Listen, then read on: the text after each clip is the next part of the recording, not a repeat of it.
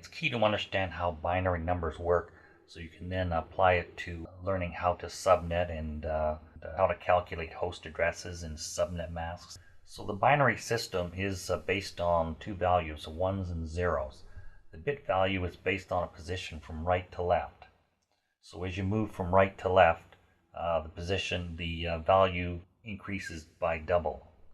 So if you set it to 1, the bit value is applied for that position. If it's 0, then the value is just 0. This is a binary table here. And so these are bit positions. This is 1 octet and 4 octets to a 32-bit address. So you have the bit position starting from right to left. There's a bit set to 0 or 1. There's only 2 values. So if the octet has a 1 there, that is equal to 1. If it's got another 1 here in this position 2, it's 2. And then 4, 8, 16, 32. So it keeps doubling right up to 128. So if you have all 1s set in an octet, you have to add all these together. So this binary table is real important to know as you're going through and calculating subnetting. So here's an example here. There's a 32-bit dotted decimal address. 8 bits times 4 octets is 32. So there's 8, 16, 24, 32. So the 4th octet is over to the right, and as we move to the left, it goes to 1 octet. So here's an example, 192, 168, 107. So I'm going to show you how to just do a conversion here so you know how the bits work. So here's the 192, 168, 107. So this is the binary format, and I want to convert it to decimal. So here, if I go 1, 2, 4, 8, 16, 32, 64, and 128, I'm only adding the last two, 64 and 128. That gets me to 192. And for 168, it's the same sort of thing. 1, 2, 4, and then on 8 position, it's a 1, so I have to use 8. 16 and then 32 is 1, and then 128 is a 1. So I'm adding those bit positions together, and that's 168. And 100 is the same thing. There's a 4, a 32, and a 64, and that gives me the 100. And the 7 is just the first 3 bits all set to 1, so I just add 1, 2, and 4 together. And that's basically how you convert it. It's very straightforward. But it's a key part of understanding as you go through how to do calculations. In this video, I'm going to go through classful and classless addressing. And there is a distinction. And through this, you're going to start learning how subnet masks affect network addressing. So to start with, classful addressing is an older addressing. And it's based on default subnet masks. They're fixed-length subnet masks that don't change, and they're assigned per address class.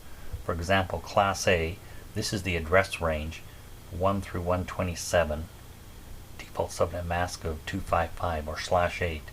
These address classes are all the address classes for any address that you would ever get. So they're both public and private addressing. Class D is multicast, and that's for things like routing protocols, so it's reserved. And Class C is experimental, it's reserved as well. So as you go through the IP address range, you notice that where they start and where they end, and anything within this range of addresses is considered this class address, and these are the default subnet masks. So to start with, classful is Class C addressing.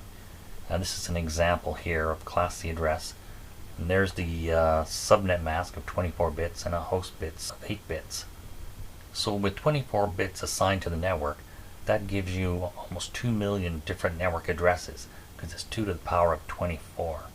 And the host per network address is 254. So that's the maximum number of hosts you'll get from the 8 bits. That's based on binary math. An example, for instance, is 192.168.1.0/24. That's the default mask.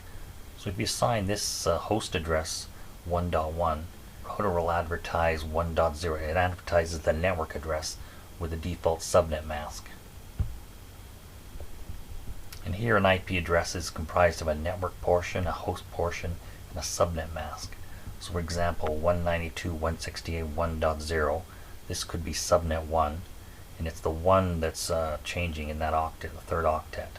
The host interface is 1.1, and there's the mask. So this is the subnet mask here, and so it's masking off the first 3 octets is the network address, and the 1 is the host address.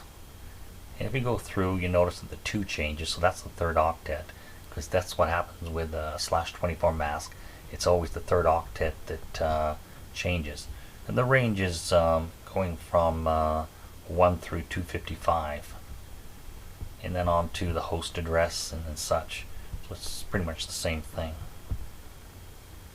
And here's an example here of the addressing you'd use for classical, and there's the 1.0 subnet.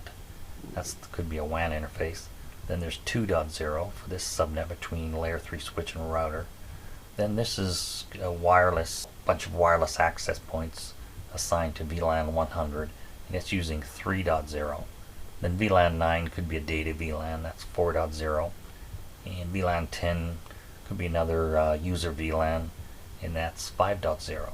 So there are the 5 subnets. They're really top level network addresses, but each one requires the router to route between the different numbers because they are different subnets. And then on to say class B addressing, and this time the subnet mask is shifted to the left, so there are more host bits available and there are fewer network bits available to the network address. So the number of hosts is jumped to 65,000 because it's 2 to the power 16 instead of just 254, and 16,000 network addresses. So there's no practical value for the number of hosts in any domain where you have 65,000 devices, network interfaces really, for a segment or a broadcast domain. So it's just not practical. And there's for an example of 172.16. That's within that class B address range. It's at /16, so that's the top level address, 00. And then the host address is an example B 1.1, for example. And the advertised address would be the network address, so it would be 0016. It'll actually, as a classful address, it will advertise the network address on a class boundary. In this case, because it's 16, it would take the first 2 octets, and that's what's advertised. So you can have a lot of different addresses, and it gets summarized to 172.16, and that's what's advertised. And again, this is the example of the subnet. So 172.16 is the network address, as you can tell right there, and 1.1 is the host address. And what happens, so 17 would be the next one. It's class B, it's a classful addressing. So now it's the 2nd octet that's changing and becoming a new subnet, and you could do that 1 through 255. And there's an example of another host address. And here's an example of addressing. So there's 172.16, there's 17, 18, 19, and 20. And that's the subnets. And with Class A now, the subnet mask is shifted right further over to the left now, and it's got 8 bits for the network, so there's only 128 network addresses. So that's impractical. You're going to need a lot more today than that. And the hosts are 16 million, so there's no practicality to it. If you're using it as classful, I mean, it's something you really have to subnet to use it in a practical way. So the network address will be 10, because there's the .8, so it's now subnetting the first octet. So the host address will be this one here, 10.1.1, and this is what's advertised, 10.0.0.0/8. So as the network portion, you can tell now there's a 10 subnet and an 11 subnet. And so it goes through them pretty fast, really. And that shows you how it's masking off the first octet. So 10, 11, 12, etc. In classical addressing, there's a 10, 11, 12, 13, and 14. So on to classless VLSM. This is variable length subnet mask. So now the addressing uses variable length subnet mask. You don't have to use the default mask. You can move that subnet mask to the left or to the right. And so what it does, it creates multiple subnets from a network address. So you can take a top level network address and it's subnetted when you're using VLSMs to create a bunch of separate network addresses from a single network address. And you can manage the IP address space a lot more efficiently and adjust it from the number of hosts you want. And you can use multiple different length subnet masks within the same network and multiple networks. The routing table is a lot smaller, it's a lot more efficient as mentioned. And this is accomplished by advertising the subnet mask in the routing updates. And so it goes into the routing table, so you get a better routing table, much more effective, much more optimized. But it is advertised with the routing updates, and that's what makes it exclusively different from classful. OSPF and ISIS support only class lists currently, and the older ones, the RGRP and RIP v2, support classful and classes, so you can select either. Typically, as your network gets larger, you're going to use classless. And here's an example here. This is a Class C address, 192.168.1.0. And what happens is from this one address, it's subnetted, so you still got the one there. It's using some of the bits in the last octet to create new network addresses.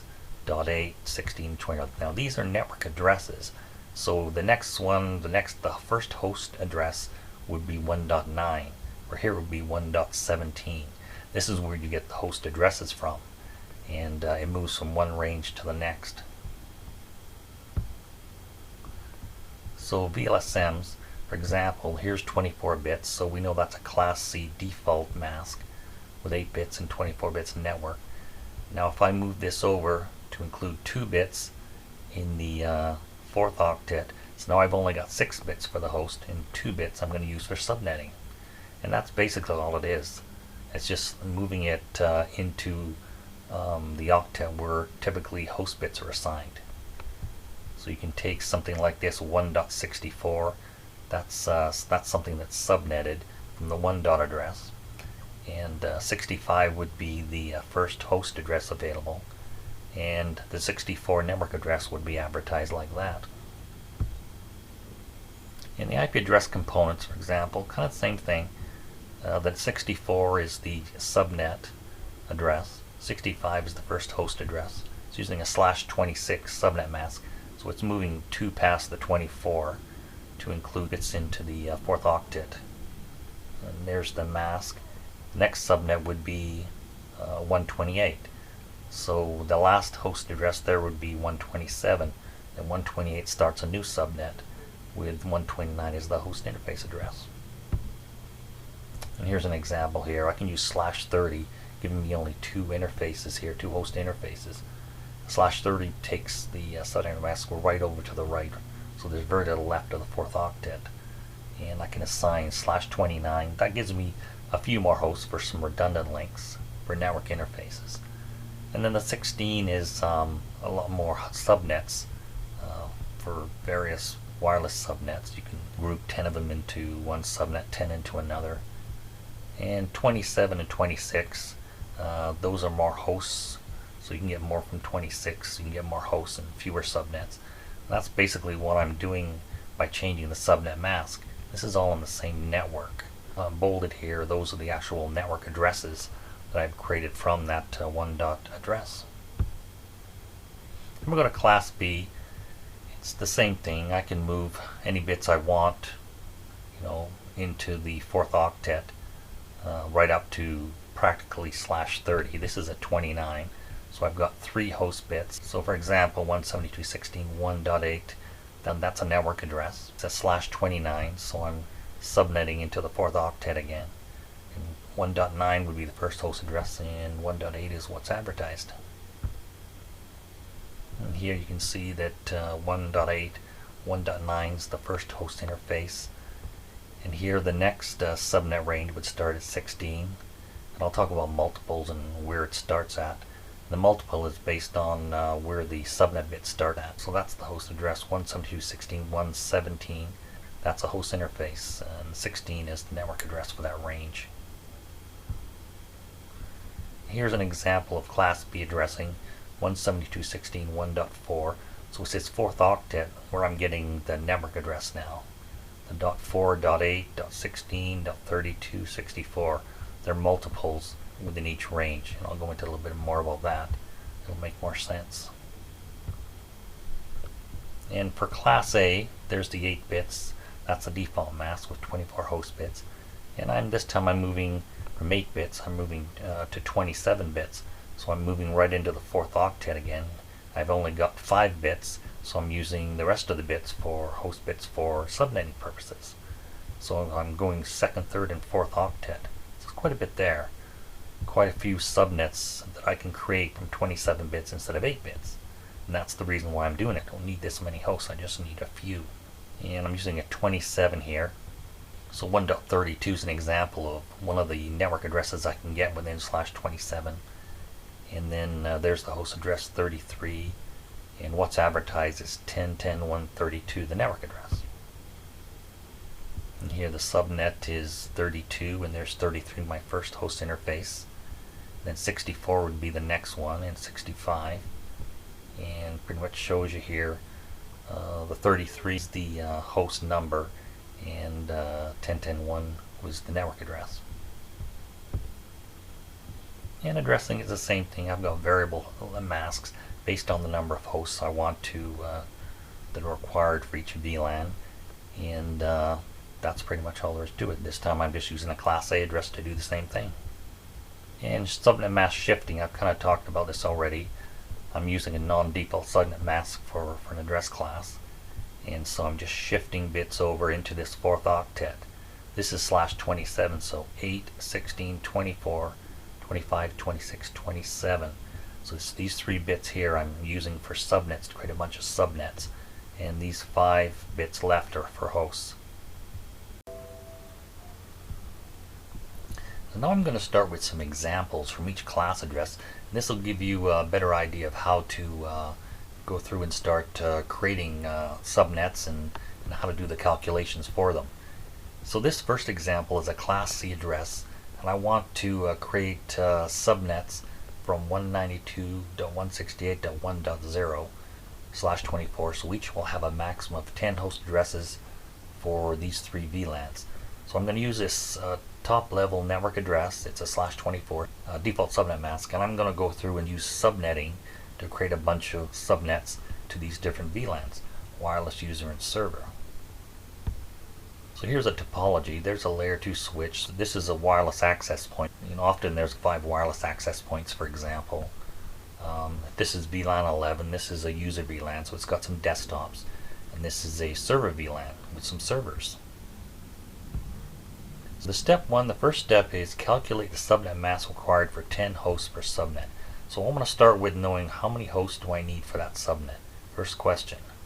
Then I want to calculate that subnet mask. I want to know what subnet mask I need to create that. So there's your trusty subnetting table. We'll locate the hosts. I want 10 hosts. So if I go to this column, 6 isn't going to be enough, so I have to go to the next one. That's 14.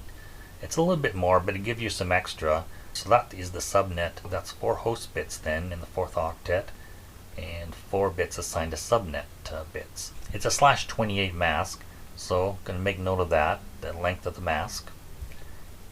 So the subnet mask calculation. So the subnetting table, we've gone through to identify the mask required for 10 host bits. That's /28. So 4 bits are assigned to the host, because there's 8 bits in an octet, and the other 4 are assigned to subnetting. That's shown right there. There's the host bits in red, and the 4 bits are what's left over from the 4th octet for subnetting. And I can get up to 14 hosts, so that's within the requirement for 10 hosts, so that's fine. It's /28, adding up these 4 bits based on position. Number of hosts calculation. So I'm going to calculate hosts here, starting from the right. I'm going to show you how that works to the left and add the bits to calculate the number of hosts. This is the binary. Remember the binary table, 1, 2, 4, 8, 16, 32, 64, 128. I'm counting the number of addresses. So if I go 1, 2, 4, and 8, that gives me 15 possible addresses. And then the number 0, that's 16. So 16 possible addresses I can get as I start flipping these bits between them, between 1s and 0s. So that's 16 minus 2, the network and broadcast address, will give me 14 host addresses available. And calculate the number of bits available for subnets then. So we know that there's /28, there's 4 subnet bits, and that gives me 16 possible subnets. So only 4 bits are assigned to hosts instead of 8 bits. And there are 4 bits available for subnetting for the 4th octet, and there it is there pointing to these 4. So that's what I have to work with. Another way of looking at it is 2 to 4 is 16, with a maximum of 14 hosts per subnet, or VLAN in this case. So that's easy enough. So you can assign 16 different subnets from network address 192.168.1.0, and that's interesting to be able to do that. In this case, I only need 3 subnets because I've got 3 VLANs, and I can assign 14 hosts per VLAN. I can use the additional for expansion purposes, for example. Step 3 is identify the subnet multiple to assign subnets. This is a key part of understanding how subnetting works. So the subnet multiple starts at bit 5 from the right. So these are the subnet bits. So bit 5, know what that bit position is. It's 16 right there. So that's my multiple because that's the bit position. And that's the value of the bit position. Well, that's the first bit. So 16, so you just keep adding on 16 as you go along, and that gives you the network addresses. And there's 16 subnets available. We already got that from the table. And so if you count these, you get 16 different subnets. So step 4, calculate the network address, broadcast address, and host address range per subnet. So there's the 0 subnet, and that's 192.168.1.0/28. So that's the 0 subnet. Although the multiple starts at 16, there's always a 0 subnet you can use. It starts things off. Number of hosts is 14. Subnet multiple is 16. So I know what my multiple is. I know the number of hosts for the host range. And from all that, I can create every subnet that I want to apply to the network address. There's the first 0 subnet because it's /28. Now I'm using 1 here. It's a 1 address. I could have used 2 or something else, but for this example I said let's use 1.0, but I could have any of these 2, 3, 4, anything else as a top level network address. And that'll give me 16 subnets. I'm going to assign the 0 subnet to the wireless VLAN.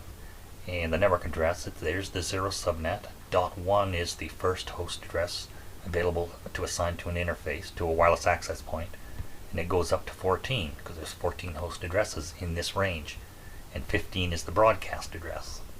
So if you know that that's 15, then the next one has to be 16. That's the 16 address, and 16 starts with 7, goes from 17 through .30. There's the 14 host addresses for that range, and then 31 is your broadcast, and then it goes on to 32. And that'll be assigned to the server VLAN. 192.168.1.32 is a network address, and 33 is starting at the first host IP address available, and that goes through to 46 because there's 14 addresses, and 47 is the broadcast address.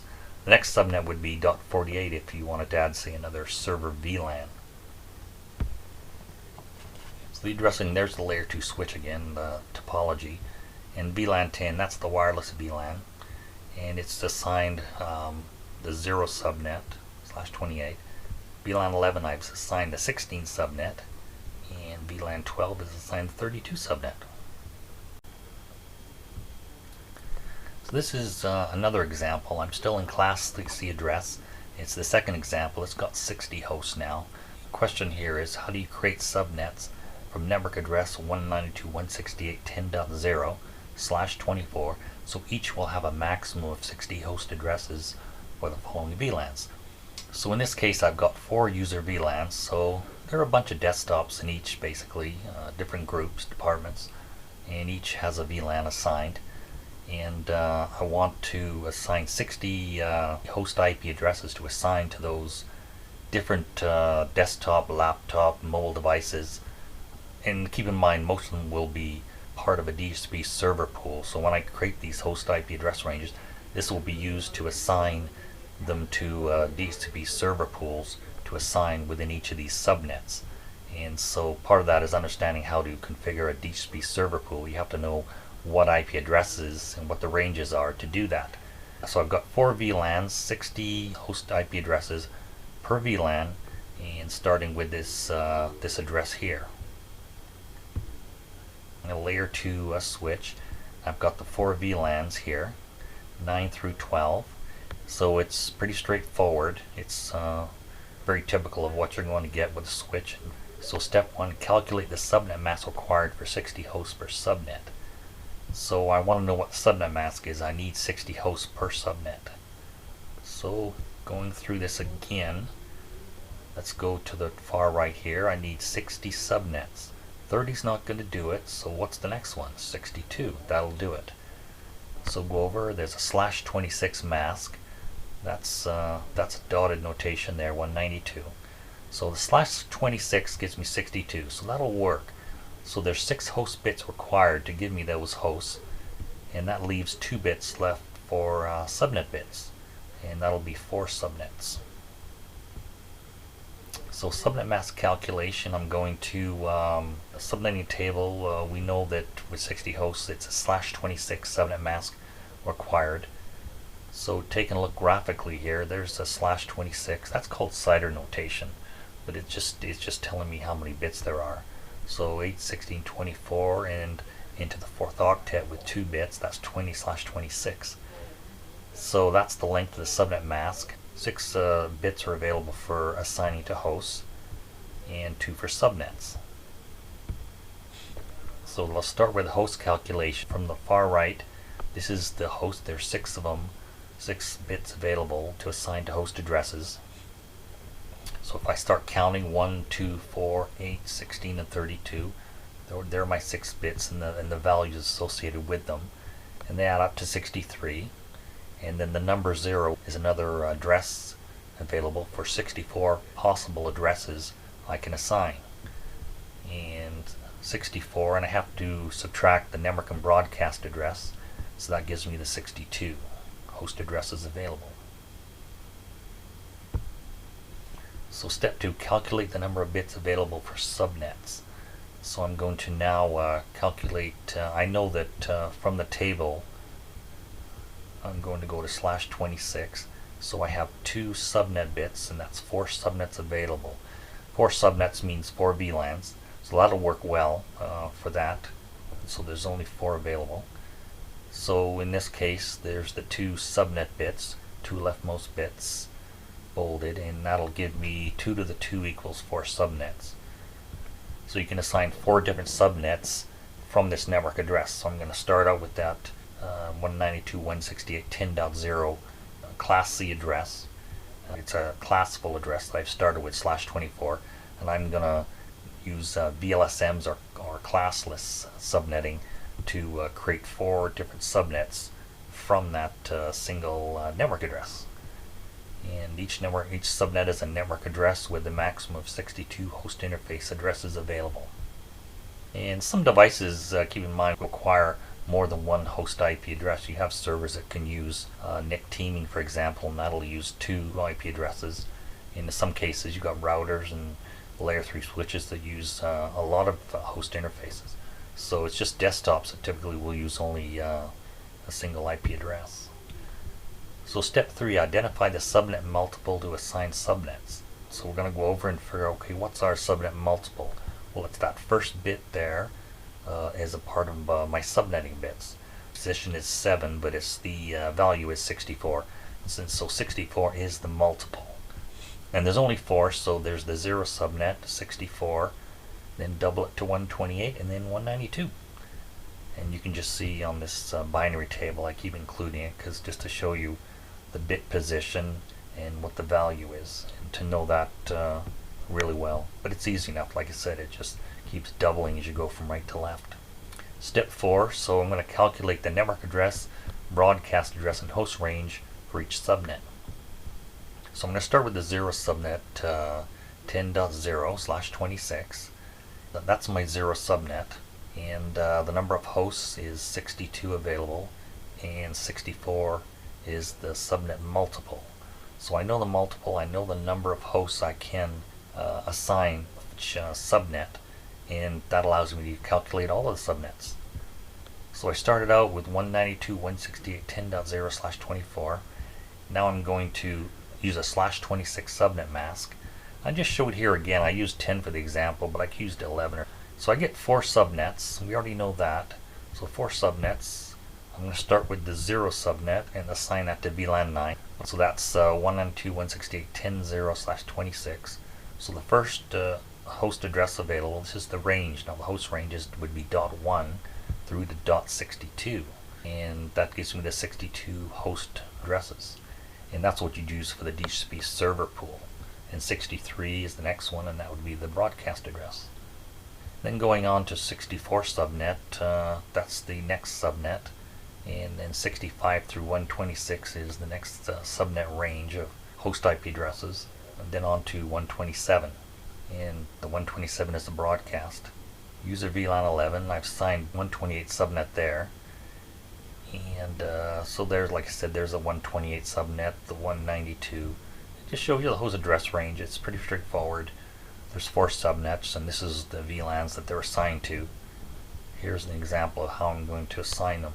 So there's 0 is the VLAN 9, VLAN 10 is 64, and VLAN 11 is 128, and VLAN 12 is .192. They're all network addresses. So this third example of a Class C address subnetting, now I've got 225 hosts. So this will be actually a classical subnetting example. So I've gone, and you'll find out that this isn't something that's subnetted, it's just there's 225 hosts, and so there's implications for the number of hosts and how that affects the subnet mask. So I want 2 subnets from this network address 192.168.00/24. So that's a Class C address. It's got a default subnet mask of 24, and that's what we're going to start with. And I want 225 host addresses per subnet. So it's going to be a big broadcast domain, probably a lot of desktops and some other devices. And I'm going to assign the 2 subnets. One's going to be a data VLAN, and the other one's going to be a voice VLAN. So these are the IP phones. So here's an example here.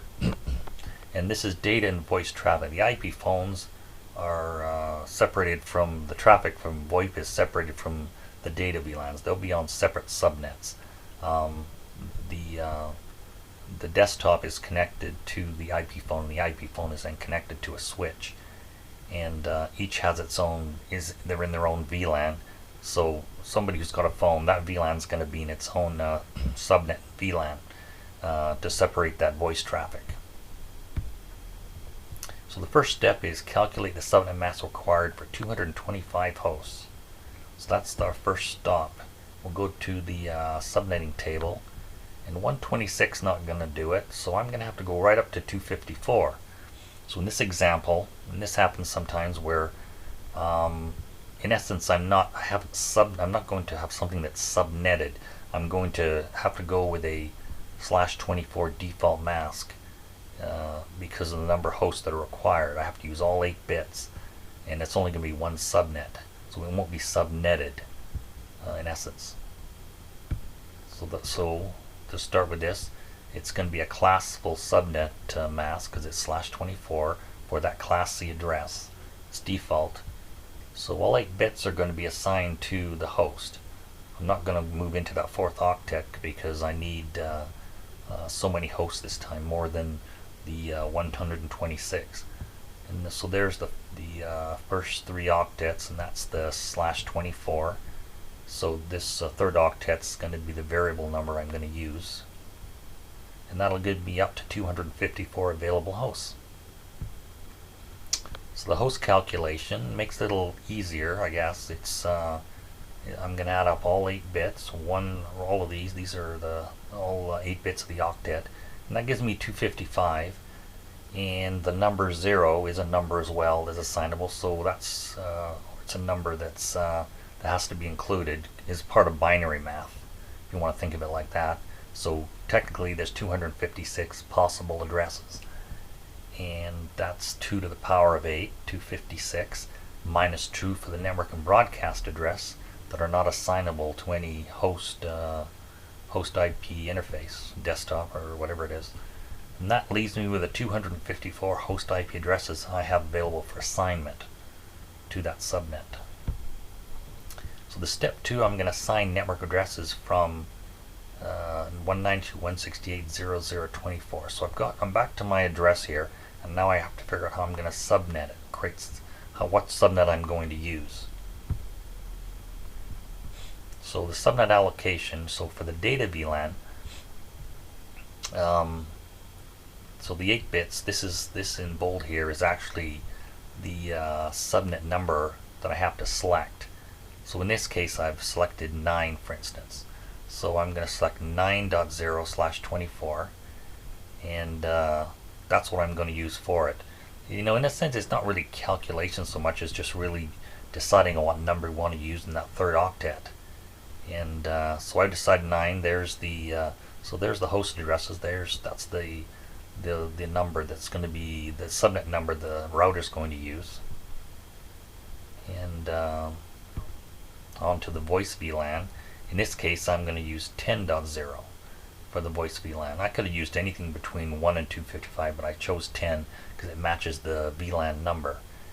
And so there's the 10 there. That just shows where the subnet is being derived from, that third octet. And I've got all these for host addresses for VLAN for the 10.subnet.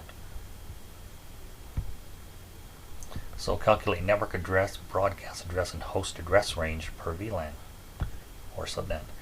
So the data VLAN, I've gone with 9.0 for this. I've chosen to use 9. It matches the subnet. And then it's just 1 through 255. That's all there is to it. It's easy to calculate. It's just deciding what subnet number you want to use and why you want to use it. In this case, I'm going to match the VLAN number, so I use 10 for the voice VLAN, and 10.1 is the first host IP address, and right through to 254, and the broadcast address is 255. And that's really all there is to it. If I want to add more, I can continue adding subnets, and that's typically how that works with Class C addressing in that /24. You keep assigning subnets. So there's 127 additional branch offices. So if I've got 2 VLANs, in this case I've got 2 VLANs per office, and I've got so that's consider there's 128 branch offices, and so I'm going to start assigning these. So the next branch office could use 11 for the data VLAN and 12 for the voice VLAN. So that gives me up to, so if I've got 2 subnets per 2 subnets per branch offices times 128, that's 256 different subnets, and that's for Class C address. So that gives you an idea of how I would assign them, 2 per address, 2 per branch office, and just keep assigning available numbers so they don't overlap, and it's just easy enough to do that. And there's the 9.0, and there's the 10 assigned to the VoIP traffic, and that's really all there is to it. First video on Class B addresses for subnetting. I'm going to start with this example of 5 hosts. So I've gone into start using Class B addresses. So I want 5 hosts. That's my example. I want 5 subnets from this Class B address. The main thing to know that it is Class B that I'm subnetting, and I'm going to move into the 4th octet to use that Class B address and for subnetting purposes. And each subnet is going to have 5 host addresses, so 5 subnets and 5 host addresses per subnet. So here's an example. Here's some layer 3 interconnects. Each of these is a broadcast domain. So in this case, I've got 5 subnets. This one between these layer 3 switches, and I've got one between switches, between the router and switch, and then one between these 2 routers. And a lot of these additional interfaces are used for redundancy and load balancing. So they're a bunch of layer 3 interconnects, so I'm going to assign IP addresses to them, but I don't need a lot of host addresses to do it. So what's the subnet mask for 5 hosts per subnet? So on the table, start over here, and 2's not enough, so I have to go to the next one. That's 6 hosts, so that'll work. That's what I'll use, and that's 3 host bits are used for the host addresses and 5 for subnet bits. And it's a /29. So the subnet mask over here, I've got 3 bits available for host addressing, and I've got 5 bits available for subnets. And so that's easy enough. It'll give me actually 7 host addresses, but I'm only going to use 5. So number of host calculations, so starting from the right, so that's 1, 2, and 4, that's where I'm getting the 7 from, plus the number 0 is 8 addresses, minus the 2 that I have to subtract for network and broadcast. That's where I get the 6 from the subnetting table. So 6 addresses available. And I'm going to calculate the number of bits available for subnets. So through here, I've done this already, but I'll show you 5 subnet bits and 32 subnets. So that does the calculation for me. I know it's 32 subnets available. And that's a lot more than I need, but that's what I have to use to get only a smaller number of hosts that I really only require. So there's the 5 leftmost bits. That's the 5 bits I'm going to use for subnets. And there's the 3 bits for hosts. 2 to the 5 is 32. That's just more of the binary math, where you get the 32 subnets from. And there's a maximum of 6 hosts per subnet. So you've got 32 different subnets, so lots more interconnects you can add with 32 different subnets as your network gets more complex, and you're doing it from that single network address. So identify the subnet multiple to assign subnets. The subnet mask is /29, so 5 bits past the 24, so there it is there. So 1, 2, 4, and there's 8. So there's the bit position 4 has a value of 8, so that's the multiple right there. So 8, 16, 24, just keep adding 8, and that'll give you the subnets. There's 32 available, as we know from the subnetting table. So now to calculate the network address, broadcast, and host range. So we know that 0 subnets available, and you can start with that if you want to. There's 6 hosts per subnet, and there's my multiple. So I started out with this /24. What it does, it denotes the fact that I'm taking a class B, converting it into a class C address. So what I have to do, if I do that, I'm extending the subnet mask along to the 4th octet. But I do have to assign something to that 3rd octet, and it's arbitrary as well. It's 1 through 255 possible numbers. I chose 1, but I could have chose 2 or 3 or something else. The other thing I could have done is I could have chose 172.17.1 as well, because that's still within the private IP address range of 172.16 to 172.31. So these are somewhat arbitrary, but often they're selected for good reasons as well. So it's a little of both, and there's 32 subnets I'm going to generate from that.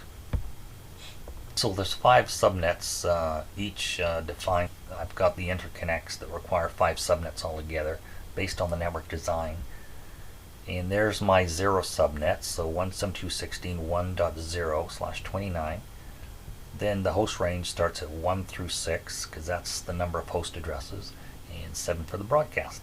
We've gone through this one's video, so you kind of know how it works now. There's the .8, .16, .24, and .32 address. I've got 32 subnets, so I'm only using 5 currently, and that's how I would assign them. So this would be the 0 subnet. There's the .8, 16, 24, and 32. Often a data center, for example, where you get this kind of complexity. This time I'm going to increase the number of hosts to 25. And so I want to create some subnets from network address 172.16.1.0, my class B address. So each will have 25 host addresses for these following user VLANs. And these are 4 VLANs. Each of them have a variety of desktop, laptops, maybe mobile access devices, a variety of things. And so they're user VLANs. And there's my topology, and there's 4 VLANs. So that means 4 subnets. There's a layer 2 switch. So I want to calculate the subnet mask required for 25 hosts per subnet. So I want to know what that subnet mask is to give me those 25 hosts. So we'll go to my subnetting table. Get to 14 is not enough, so I have to go to 30 hosts. And what's 30 hosts? Go over here, and that's a /27 mask. It's 5 host bits. I'm going to be doing a /27 mask for this example. And /27 means there's 5 host bit here in red, and 3, whatever's left, 3, is available for subnet bits. So that's the host portion there, and that'll give me 30 host address. And the /27, and that's the subnet mask length. So the number of host calculations, starting from the right, 5 bits assigned here from the right. So from the right, I'm going to add up the first 5 bits, the values for each bit position. And that'll give me 31, 16, 8, 4, 2, and 1. I'm going to add the number 0, and that gives me 32 addresses, possible addresses. However, there has to be 2 subtracted for the network and broadcast address that are not assignable. And so that gives me the 30 host addresses, so that'll work for our example. It's a little bit more than the 25, but there's certainly nothing wrong with that. So we'll calculate the number of subnets. So in this case, I know I've got a /27 mask. That's 3 subnet bits that are available. There's 8 bits per octet.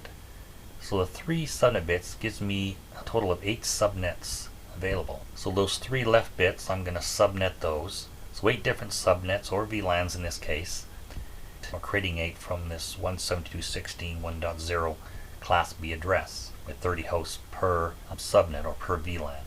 And now I need to identify the subnet multiple to assign to subnets. The multiple is something that's required to do the calculation when we start specifying each subnet, how we're going to assign addressing. So in this case, there's 5 bits for hosts, and these 3 here for subnets.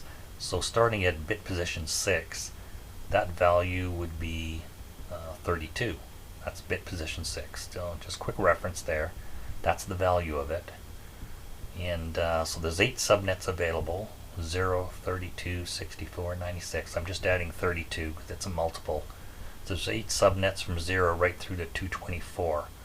That's where I'm getting the 8 subnet available to, or network addresses. They're synonymous. And step 4, calculate the network address, broadcast address, and host address range per subnet. So here I'm going to start again with the 0 subnet. So 172.16.1.0/27 is the 0 subnet, and there's 30 hosts within that subnet that are assignable. Multiple is 32, and I'm going to get 8 subnets. So in this case, I've got the 4 user VLANs, 9 through 12. So 9 is going to get the 0 subnet, 10 is going to get the 32 subnet, and 11 will get the 64 subnet, and 12 will get 96 subnet. The same process. You start with 0, and then you add 1 through 30, and that's the host range, and then 31, and then so on for each one. All 4 subnets are accounted for. So you've got the host IP address range and network and broadcast address, and that's all you need to define a subnet. And here's just a picture of how I'm going to assign the addresses. And these are the network addresses, subnetted network addresses, if you like. 0, 32, 64, and 96. That's all easy enough, and there's room for adding 4 more because I've got 8 subnets available. So this is the last example of the Class B addressing, and I've gone right up to 300 hosts. So this will make it interesting. I want to use a Class B address. In this case, you found out I have to use a Class B address. There's 300 hosts, but I want to create 4 subnets from 172.16, and this is just denotes notation for what is a Class B address. I'm just starting 172.16. I could have went 172.16 1.0/24, but I'm just going to start 172.16. Very high level address. And I want to assign 300 hosts per subnet. And there's 3 user VLANs and 1 server VLAN. So there's a server VLAN in this example, but I want 300 hosts available for each. So there's the 3 user VLANs. Those are multiple desktops per VLAN, and there's the server VLAN with a bunch of servers. That's what that denotes. And so step 1, calculate the subnet mask required for 300 hosts. So it gets a little interesting here, so I'm going right up to 254. So I realize I can't even use the /24, so this Class C subnetting table is not going to work. 254 is not enough. So I'm going to go to Class B subnetting table. In this case, that'll work. That's 510, so that's the option that I have to use. And that requires 9 host bits. So I've moved out of the 4th octet into the 3rd octet at this point. And that's a /23 now instead of /24. So that'll work okay. And the calculations, you see now this is the hosts here. So there's 8 here. And then into the 3rd octet, and that's Class B country, so that's 9 now. So that's 9 host addresses I've got to assign just to get that higher number of host addresses. It's 9 bits. So the subnet mask is /23, so that's what I'm going to have to use now. And that's 8, 16, and the 7 is 23. Those are the bolded numbers there. So host calculation, it's 1, 2, 4, 8, 16, 32, 64, and 128. The 256 is just the double the 128, and that's into the third octet. So I just have to double them. If I add them up, I'll get 511, and the number 0 makes 512, and minus the 2 for the network and broadcast address that's not assignable gives me the 510 host IP addresses, and that's a maximum. I only need 300, so I've got some extra there for sure. And calculate number of bits available for subnets. So in this case, I'm on my Class B subnetting table. I've got 7 bits available, and that's in the third octet. In this example, I'm going to subnet the third octet, and I've got 7 bits left there for subnetting. And that's a lot, and that gives me 128 subnets. So 128 subnets with 300 hosts per subnet is a lot. Very scalable. So those 7 subnetted bits now, but I'm in the third octet, and that's all bolded, and 2 to the 7 is 128 with 510 hosts per each subnet. So there it is there, 172.16/23, and how I'm going to start deriving subnets. So I have to get the multiple to assign subnet. That's the next thing I have to do. What's the multiple? Well, in this case, it's bit 10.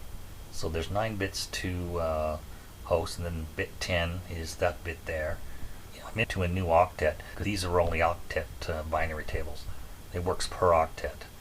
So if I'm in the third octet, there's the 2 value there, because it's in the second position of that octet. Second one over. That's what that is. So my multiple, bit 10, so the multiple gives me 128 subnets, because it's 0, 2, 4, 6. So there's a lot of them. Half of 256 really, in numerical value. Each one is just like the multiples to 128 subnets. So I'm going to calculate the network address, broadcast address, and host address range per subnet. So going through here, I've started with 172.16.00/23. That's my 0 subnet. And then I'm going to go to 0.1 to 254. So that's the 254 there. But notice here what makes this interesting. It's important to notice that this is the 0.1, is you have to go into the third octet. So it's actually the subnet does change within the host range. And that allows me to get more than the 254. And there's the 1.255. And then so for user VLAN 10, the next one's going to be a multiple that starts at 2. And then so it's 2.1 through to 3.254. So that subnet changed again on me, but it will do that because with binary math, I'm using more than 254 hosts, or requiring it. So I'm going into another subnet, so the subnet changes within that host range, in essence. And there's my broadcast address. And if you do subnet calculator, you'll see it graphically as well. It'll probably make more sense. And there's the 4 subnet and the 6 subnet, VLAN 11 and server VLAN 12. And the same thing here, you'll notice this subnet changes from 4.1 to 5.254. That is an address range of 510 hosts, just like all of them are. And in this example, I'm just showing the actual network addresses. There's 0, there's 2, there's 4, and there's 6. And those are the 4. And like I said, there's 128, so there's a lot more that are assignable. So now I've moved into Class A addressing and giving you some examples of some typical kind of subnetting for each class. So I'm going to start this group of Class A addresses with 2 hosts. It's called the WAN interface mask. So I'm going to create WAN subnets, or 10 branch offices, from network address 10.1.1/0. I'm going to start with a Class A address, and that's what that is. And I only want 2 host addresses. This WAN subnet has 2 routers, and each router has a WAN interface. So there's only 2 host addresses required per that WAN subnet or WAN link. So here's an example. There's the data center there, and I've got 10 branch offices. Each of these have a separate WAN link, therefore a separate WAN subnet. It's just another broadcast domain. And that's currently the topology, hub and spoke. And step 1, I want to calculate the subnet mask for 2 hosts. So that's easy enough. I'll just go, and in this case it is a /30 and 6 subnet bits, so that gives me 64 subnets and 2 host bits per subnet. So there it is there. There's the 2 hosts. So that's just the 2 bits that I can use for hosts. And the other 6 bits are for subnets. So the host calculation is easy. It's just the first 2 bits, and that gives me 3 plus the number 0 equals 4 addresses. And I subtract 2 for the network and broadcast, and that's where I only get 2 host addresses that I can assign. And step 2, calculate the number of bits available for subnets. So in this case, this is kind of key too, because there are often a lot of WAN links connecting branch offices, so you want lots of subnets. So I've got 6 subnets available for a maximum of 64 subnets. So think of it as 64 branch offices. I only want 10, so there's lots of room for expansion. So that's a good thing to keep in mind. So there's the 2 bits available for hosts and 6 bits available for subnetting. 2 to the 6 is 64. So that's just very standard network design right there. So you've got 64 subnets I'm going to assign or create from that one Class A address for WAN connections. So what's the subnet multiple to assign subnets? Start creating my ranges. Well, in this case, third bit position 3, what's that? Well, that's a 4 for bit position 3, so there's my multiple. And that gives me a lot of subnets, 64 altogether, 0 through 252. So lots of subnets available. And I'm going to calculate my network broadcast and host addresses. The 0 subnet is going to be 10.110/30. That's my first subnet that I'm going to start with. And there's 2 hosts only. And the multiple is 4 to start creating the other subnets. In this case, I just like to show you just how I can change these different numbers if I had wanted to. 10.1.1, I can get 64. If I needed 64 more, I would go with a 10.1.2, and I can derive a bunch of 64 subnets from that. Or I could do 10.2.1 for another 64. So you see how with 10.x addressing, so much you can do with them, because there's so many octets available for numbering, within the second and third octet for a new subnet range, 64 more. I just changed this to a 2, for example. So there's the 0 subnet, and 10.110/30, that's 0. Then 1 and 2 are assigned to the host range, and 3 is the broadcast. And then there's the 4, and then that'll go right through after 4, or 8, 12, 16, so it's multiples of 4. That's 10.1.15 would go to a local router, and 10.1.16 would go to the remote router. Anytime you have a WAN link or any layer 3 link between 2 devices, you have to have them in the same subnet. You can't have them in different subnets. And 10.1.17 is the broadcast address. And it goes right up to 252, and then there's 253 and 254 available for assignment, and 255 is the end of the range, or 10.1.1. And so that's what I would get. I've got a branch office data center.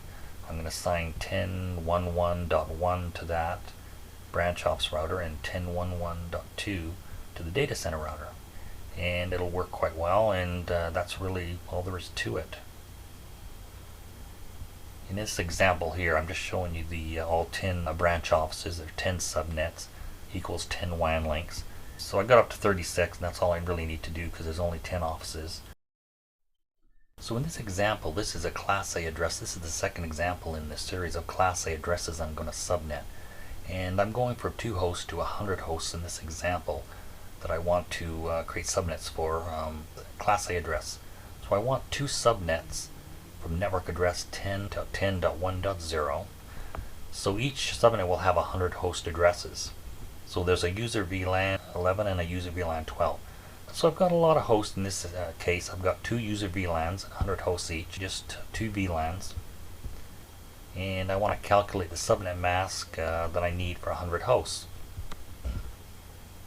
So in this case I need 100 hosts, so that's a lot, but it's right at the top of the table. The 126 will work, so that's like 126 hosts requires a /25 subnet mask. That's 7 host bits. So that's what I'm going to use, /25. So the subnetting table shows me that I have to assign 7 bits to the hosts, and only 1 bit is available for the subnets. So to calculate the host, it's the first 7 bits, and that gives me 127, plus the number 0 is 128, minus 2 for the network and broadcast, and that's the 126, gives me the maximum number of host addresses available, which is of course more than the 100 required. So calculate the number of bits available for subnets. So back to my table, if I go to /25, that's what I'd have to use. There's only 1 bit available for subnets, and that gives me 2 subnets. So that's not a lot. There's a lot of hosts though, so it's used a lot of times for larger user VLANs where I'm still using subnetting. So there's the 7 bits, and there's the 1 for the and it's only 1 bit, so a 0 and 1, or 2 values, /25. So I'm creating 2 different subnets from that class A address, and each one is going to have up to 126 host addresses or interfaces, if you want to think of it like that. So what's the subnet multiple? That's the next question. So the subnet multiple, I need to go over to beat position 8, and what is that? That's 128. So easy enough. I know the multiple is 128. So there it is, 0 and 128. And this was often used a lot just to take a switch, a layer 2 switch, and just carve up 2 VLANs, and so you put each one user in one VLAN and another one in another, just so you don't have 250 some in a single VLAN. It's just much better designed to put user groups into smaller VLANs, and so you'd set up a switch and assign one group to 0 and the other one to 128. It's a common practice. So calculate the network address, broadcast, and host address range. So I know my multiple is 128. And again, I just wanted to just describe how this numbering works. It's a little bit arbitrary. There's so much of it available. I could have went 10.20.1 if I wanted to. I decided to go with .1, but I could have went with .2. If I needed more than 2 subnets, if there's more switches, then I would go to 10.2, for example, and do the same thing all over again. Or I go to 21, 25, there's lots available there. I just want to show how the number works and how you would jump to the next group of subnets. To the assignment, VLAN 11, the 0 subnet, so there it is there, 10.10.1.0. And that's 1 through 126 and 127 for the broadcast. And 128 is the next subnet network address. And then 129 through 254 is that host range. And then 255 is the end of that range. After that you'd have to go to 10.10.2, for example. And that's how I've got it assigned. There's the 0 subnet, and there's the 128 subnet, only 2 of them, /25. This is my third and last example from Class A addressing. In this example I want to do 150 hosts. So I want to create subnets from network address 10.10.00 and assign 150 host addresses to each of the VLANs. So in this case I've got a user VLAN and I've got 2 server VLANs. So 150 hosts per each. So a lot of servers, probably a server farm. So there's VLAN 10, that's the user VLAN with a bunch of desktops. And this is the 2 servers with a lot of servers, a bunch of web servers, for example, and they're connected to a layer 2 switch. So step 1, calculate the subnet mask required for 150 hosts. So easy enough. I'm going to go to here. In this case, 126 is where subnetting really starts for the Class C addressing, but that's not enough, so I'm going to have to go to 254. So I'm back to a classful address, although in this case it's Class A, so it's not really classful, it's classless, because /24 is not the default mask for a Class A address, so it's really classless. So you have to kind of think of it like that. I'm moving a Class A address into an octet where it typically doesn't go. So it's Class C subnetting of a Class A address. And so that'll give me all the addresses. So the subnet mask calculation. So what I'm going to do here, I've got 150 host bits. So I'm going to use all 8 bits here to get me that 150. So what I do then is this third octet is where I'm going to start creating some subnets. So number of host calculation, it's all 8 bits. So that's 255 plus number 0, so that's 256. Minus the 2 is the 254 host IP addresses as a maximum. So I'm going to assign network addressing from 10.10.00. And there's my subnet allocation, the user VLAN. So in this case, I've got the user VLAN. I'm going to assign 10 to it. So there it is there. So it's the 10, and there's the host addresses there. I just need to assign an arbitrary number to that third octet. I want to use 10 subnet, for example. In the server VLANs, 11 and 12, I'm going to assign 11 and 12 because they match the VLAN number. So there it is there. Easy enough to do this. It's not really a calculation, it's just knowing what can be subnetted and what cannot. So this is what's available.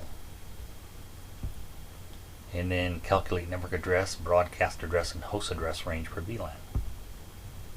So in this case, I've got 10 address for the user VLAN, 11 for server VLAN, server VLAN 12. And each address, each subnet has 1 through 254 addresses. So very straightforward. There's a 10 subnet, there's the 11 subnet, and 12 subnet. In this video, I'm going to go through how to use an IP4 subnet calculator. You can get others that are software based, but the online ones work well. And this is an excellent way to verify your work. And so as an example, Class B address of 172.16.0.0, and I want to know how many hosts. So this example, say I wanted 400 hosts. So what I would do is I would select this one here, 510, that's enough, that's my closest range. And it gives me a /23 address. So that's my subnet mask I would use. Change this to, it'll update. And so there's 172.16.23, that's the IP address or network address, top level. And there's the subnet mask for /23, so you get that, and the wildcard mask as well. And you get the broadcast address. And as a Class B, there's 128 subnets, and the number of IPs is actually 510 that are usable. And that's important to know that. That's very key. And this was part of the addressing of Class B 300 that I used for that particular video that I did. And so here, these are all the subnets. So this is the network address here, 172.16.0.0. This is 0 subnet. So the first is 01. And the last one would be 1.254. Transitions in the third octet to get that 510 number. So I'm into the third octet because there's so many hosts. It's 9 bits assigned to the host. So 1.254 instead of 0.254. And then there's the broadcast. And then the next one would be 2.0. So that gives you, these are giving you the subnets you would use to start creating all those hosts, those subnets that have up to 510 hosts. If my requirement was say 400, then that would do, but I will only get a maximum of 510. And it'll give you the number of subnets. In this case, there is a total of 128, 0 to 127. So this is quite nice, particularly when you get into Class B, large numbers over 254. It helps a lot to have this to verify, and you can do calculate the subnets for you in the host ranges and the broadcast address as well. And another example would be, say, 100.0.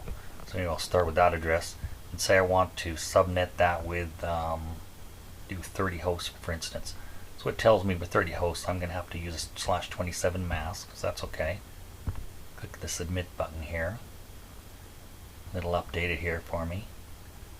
So there's the IP address and the wildcard. It's nice to have that. Sometimes know what the wildcard is. So it's the broadcast address would be 100.31. And there's the network address 100.0. So the number of subnets is actually 8 subnets. So with a /27, if you go to the table, you'll notice that'll give you 8 subnets and 30 hosts. So those are key values there. So you've got 8 subnets with 30 hosts. So that's what it is you're working with there. And you go through and figure out how that's allocated. There's 0 through 7. So the 0 subnet is 100.0. Then the first usable IP would be .1 through to .30. And 100.31 would be the broadcast address. So when you see the broadcast address listed here, it's showing it for you for the 0 subnet. And as you go through and now further subnetting, you would use .32 is the next subnet. See, there are multiples of 32, 32, 64, and so on. You know what the multiple is there. And then the first host IP for that next subnet would be start at 33 through to 62. That's the 30 host addresses. And there's the broadcast address. In this lecture, I'm going to show you how to configure subnetting. Subnetting is one of the most important topics on the CCNA exam. So with this topology, I've got 3 branch offices, and each branch office has a LAN segment and a WAN segment. So this is branch office 1, branch 1, there's branch 2, and here's branch 3. Each branch office has a LAN segment that has a number of hosts connected. It's all variable. And there's a WAN link to the data center. So what I'm going to do is I'm going to configure subnetting on each branch router as well as the data center router. And subnetting, the purpose of it is to use classless addressing to modify the subnet mask based on the number of network interfaces or hosts that you require on a LAN segment or a WAN segment. So for the WAN segment, I only need 2 hosts. There's an interface on branch 1 and an interface on the data center router. It only requires 2 hosts or 2 network interface addresses. So I'm going to use a /30 subnet mask for that. When it comes to the LAN segment, I've got 12 hosts connected. So there's 12 desktops, for instance. It's a VLAN if you want to think of it like that. So the VLAN's only got 12 desktops. So I'm going to use a subnet mask that only requires that only makes available 12 hosts. That's a /28. Over here I've got more. I've got 25 hosts. So I've got to use a subnet mask of /27. And over here I've got even more hosts, so I have to use a subnet mask of /26. So if we go to I've got a table here I can show you. So these are the WAN segments. So I've got the host names here, all 3 branch offices, and they've got a link to the data center. So I've got 3 different subnet. Each link between a branch office and a data center is a different subnet. I'm going to start with 192.168.16.1 for branch 1, and I'm going to assign the data center side of that link to 16.2. And for branch 2, I'm going to use 16.5, and on the data center end, I'm going to use 16.6. They have to be in the same subnet, and they're each separate subnets. And for branch 3, I'm going to use 16.9, the data center side 16.10. So these are /30 subnets. So for branch 1, the network address would be 16.0. Then I can start using 16.1 and 16.2 for that subnet for host addressing. 16.3 is a broadcast address, so you can't assign the network address or broadcast address to a network interface. So 16.4 would be the network address of the next subnet. So that's for branch 2. So the first IP address available would be 16.5, and then 16.6 for the data center side. And then .7 would be the broadcast address. So the next network address or subnet would be 16.8. So 16.9 would be the first IP that I can assign from that subnet range, and then 16.10. So it's only 2 host addresses per subnet. That's all I need for a WAN link. And these are the interfaces I'm going to assign the IP addresses to. Now on the LAN segments, it's slightly different. These are based on VLANs, or the number of hosts per VLAN. So for branch 1 I've got 12 hosts. So I'm going to start with a network address of 192.168.10.0 for example. And branch 2 is going to use 11.0 and branch 3 is going to use 12.0. So this is going to be for my LAN segment. And these are the interfaces I'm going to start assigning. This is going to be the assignment to the, actually it'll be the default gateway on the router inside interface, the LAN interface I'm going to assign. It's called a default gateway address. So these are the subnet masks I'm going to assign, and this is assigned based on the number of hosts I need for each subnet. So I'll go to the subnet, Class C subnetting table here. If I need 12 hosts, what I do is I do a lookup here, and the closest I can get is 14, and that's a /240 subnet mask. I'm going to get a couple extra, but that's okay. And the next one would be 25 hosts for the VLAN on branch 2. So for that one, I'm going to have to go to the next one. That would be 224 because that'll give me up to 30. So I'll have 5 extra. That's okay. And branch 3 has 60 hosts required, so I need to go to a 192 subnet mask for that, and that'll give me 62 hosts a maximum. So it'll give me a couple extra as well. So what I'm going to do is, the first thing I'm going to do is I'm going to start with the WAN segments between the branch offices and the data center router. I'll start with branch 1 and start configuring interfaces. So we'll go to branch 1, I'll go to the command line, enable, I'm going to sign on, and configure terminal. So the first thing I'm going to do, based on this drawing, I've got 3 WAN segments here. Yes, there's 16.0. These are network addresses, 16.0, 16.4, and 16.8. So I'm going to assign 16.1 to branch 1 interface and 16.2 to the data center. And this is going to be this segment here on branch 2. I'm going to assign 16.5 and 16.6 to the data center side. And on branch 3 I'm going to assign 16.9 because their 16.8 is the network address. So 16.9 to the branch office interface and 16.10 to the data center interface. So I'm going to start over here with branch 1, interface FA10.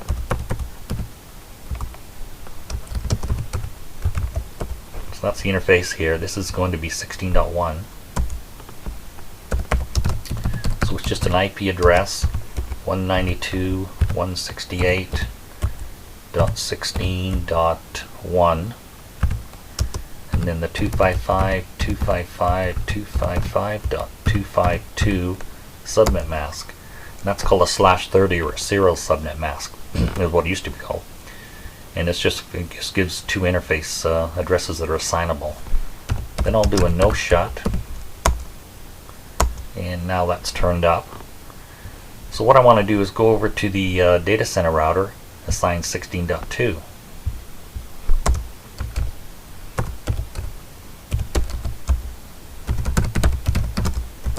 So I'm going to configure terminal. So 00 is the interface.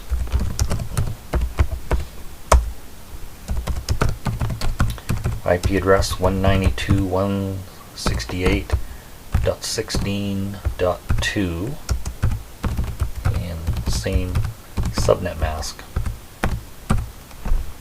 Okay, so there's 16.2. So there's 1 and 2.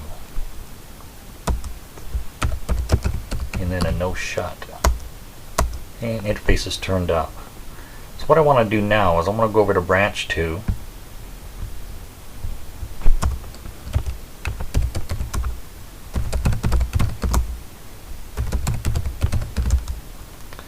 And I want to configure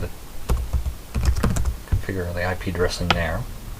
So I'm going to start with 10 on branch 2, and that's going to be 16.5.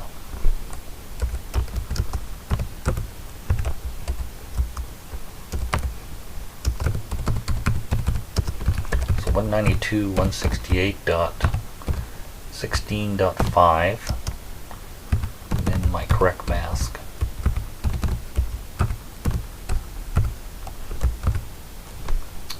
Okay, so 16.5, make sure everything's correct, and then a no shut, and state change to up. I'm going to put 16.6 on the data center router on 10. So I'm just going to go up arrow to 10, interface 10, and this is going to be 16.6.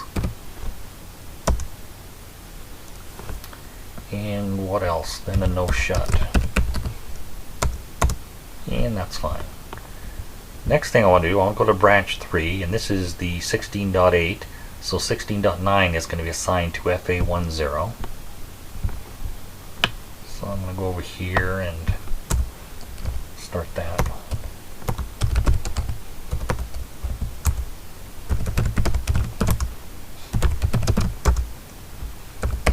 So interface FA10. Okay. IP address 192.168.16.9.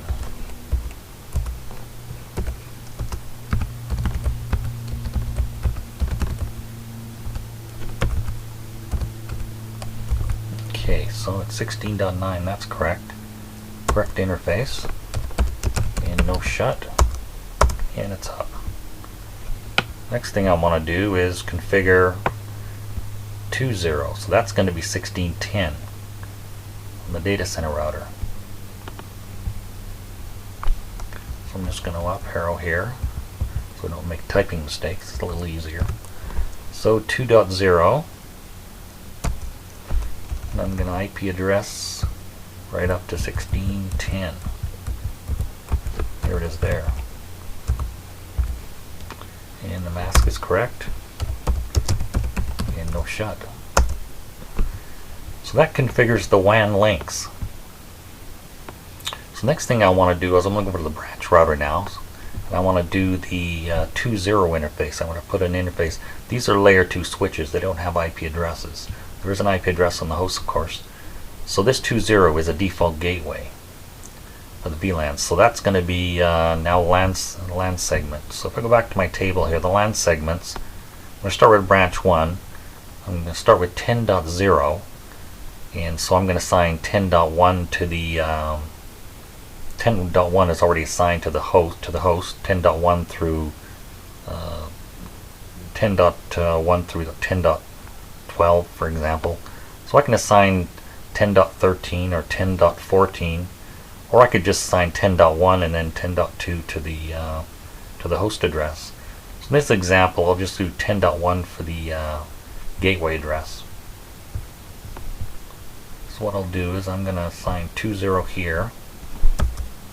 There's the interface. So I'm on branch 1, so I want to do 2.0.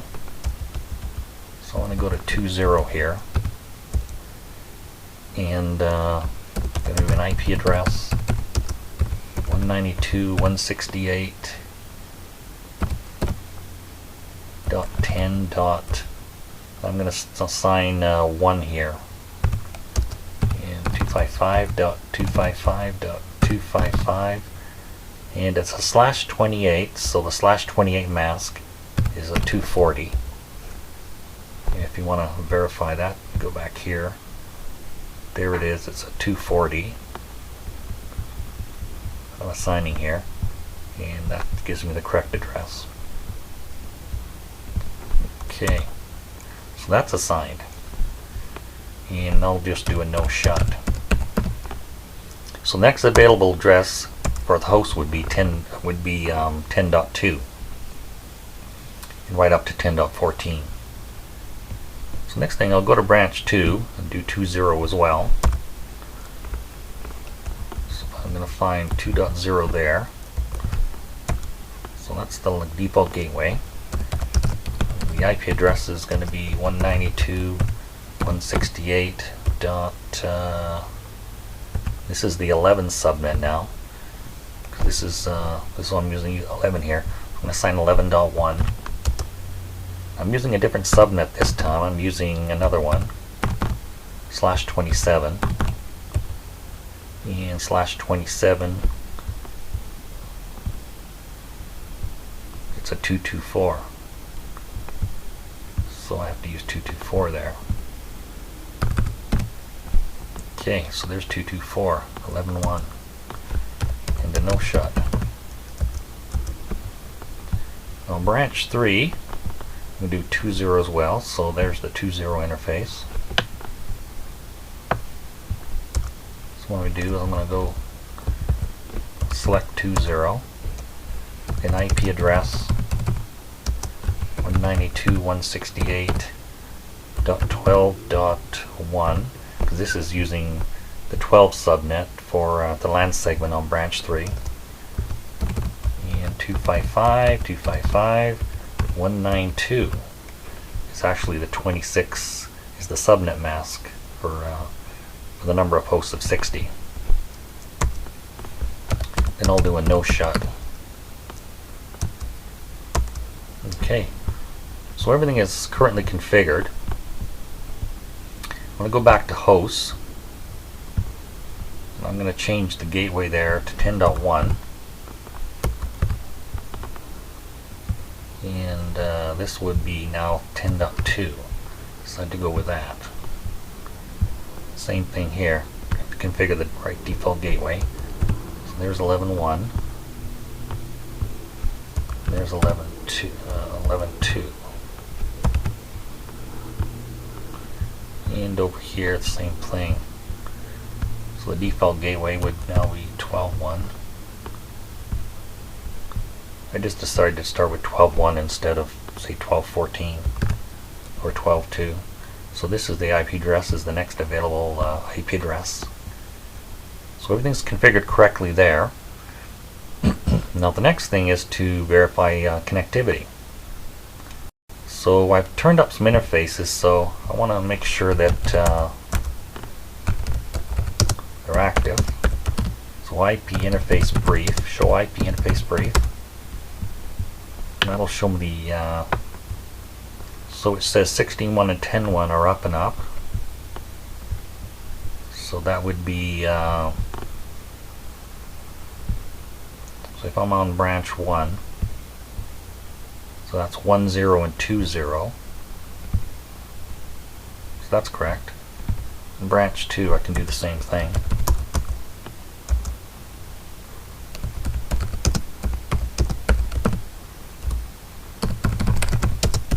Show IP interface brief.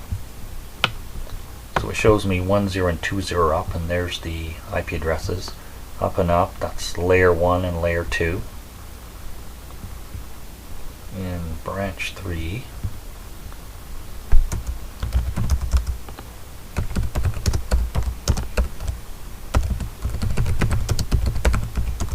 and same thing. Status is layer 1, protocol is layer 2. So 1.0 and 2.0, 16.9, 12.1, that's what I configured there. They're showing as up. If they're up, then the data centers will be up, because you can't have an up and a down.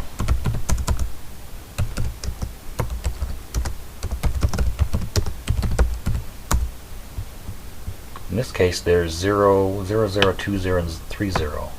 So 0, 0, actually there's 4.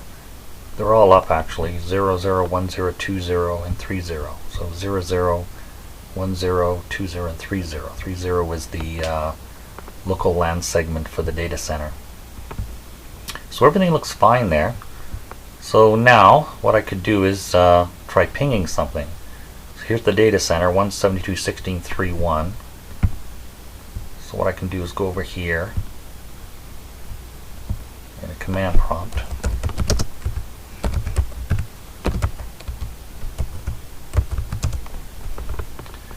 So there's from here, from host, this host here on branch 1, I'm pinging 172.16.3.1.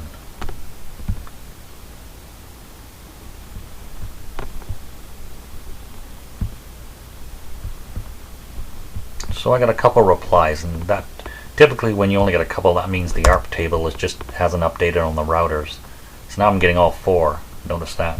So there's connectivity there. And the next thing I want to do is go over to host 2 or branch office 2 and try to verify there's network connectivity to the data center. I'm going to do the same ping, 172.16.3.1. And so I'm pinging from here right over to the data center. And I'm getting lots of replies, so getting all 4 now to 172.16.3.1. So that verifies layer 3 connectivity over the data center server. And last one I'm going to do is branch office 3. So I'm going to ping the same thing. .3.1. That sends a ping right over there.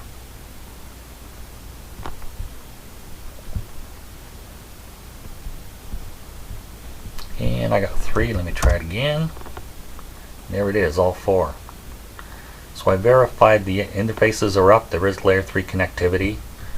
I could even do something like web browser as well.